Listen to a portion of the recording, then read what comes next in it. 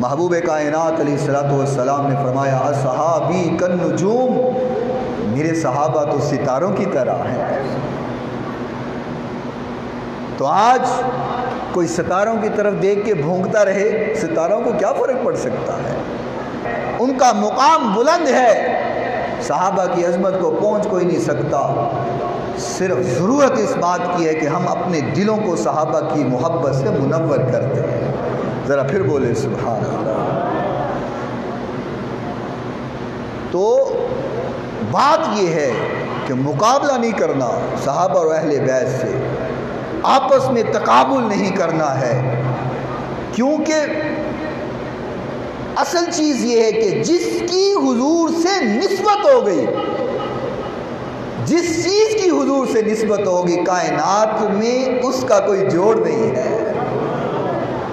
جو حضور سے جڑ گیا، اور یہ فتویٰ ہے کہ مدینے کی سرزمین اور مدینے کی سرزمین کا وہ ٹکڑا جہاں پہ محبوب کائنات علیہ الصلوۃ والسلام آرام فرما رہے ہیں، اور وہ مٹی کے ذرات جو محبوب کائنات کے جسم اطہر سے جڑے ہوئے ہیں، یہ فتویٰ ہے کہ مٹی کے وہ ذرات کعبہ اللہ سے بھی اعلیٰ ہے، عرش معلیٰ سے بھی اعلیٰ ہے۔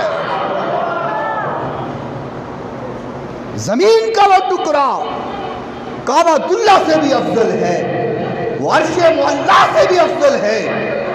کوئی کہہ سکتا ہے کہ آپ نے بہت بڑی بات کہہ دی ہے، عرش تو بہت اعلیٰ ہے، زمین کا ٹکڑا کیسے اعلیٰ ہو سکتا ہے؟ تو اس بات کو سمجھ لیجئے، عرش اس لیے اعلیٰ نہیں ہے کیونکہ عرش اللہ کا تو ہے، لیکن عرش پر اللہ بیٹھا ہوا نہیں ہے، کیونکہ اللہ کرسی سے پاک ہے، اللہ مقیم مقام سے پاک ہے، اللہ اسباب سے پاک ہے۔ عرش پر اللہ نہیں ہے، لیکن روضہ رسول کے اندر محمد مصطفیٰ موجود ہے۔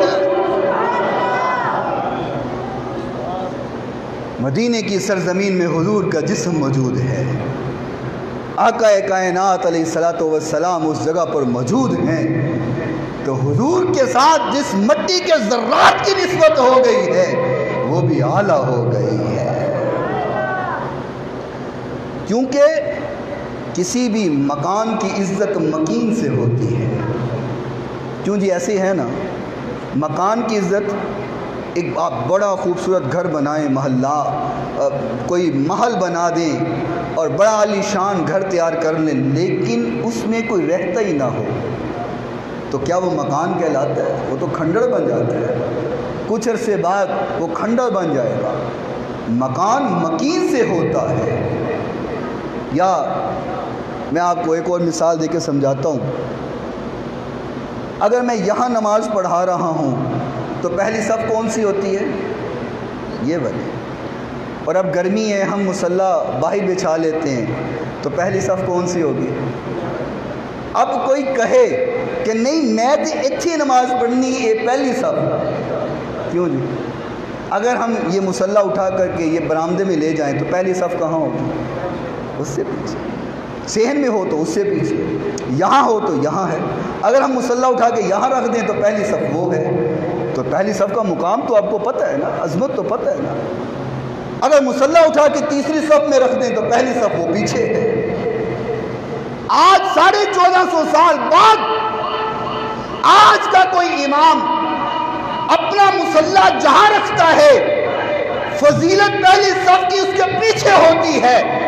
اگر مصلی یہاں ہے فضیلت اس صف کی ہے، مصلی وہاں ہے فضیلت اس صف کی ہے، مصلی برآمدے میں ہے فضیلت اس صف کی ہے، مصلی صحن میں ہے فضیلت اس صف کی ہے۔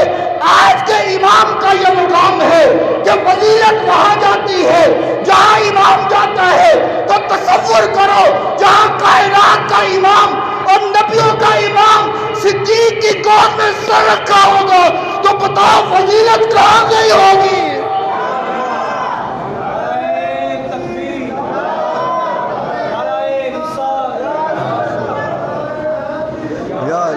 اور نعرے حیدری!